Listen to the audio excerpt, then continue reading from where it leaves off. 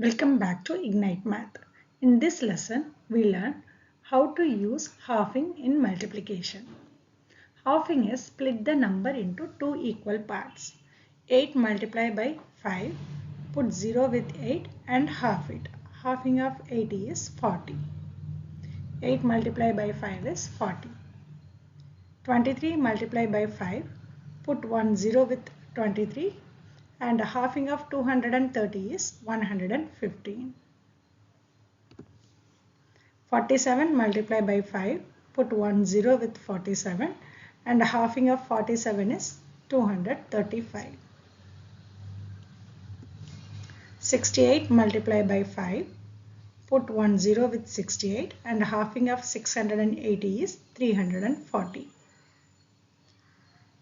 So to multiply by 5, put 1 0 with the number and half it once. Here are few questions for practice.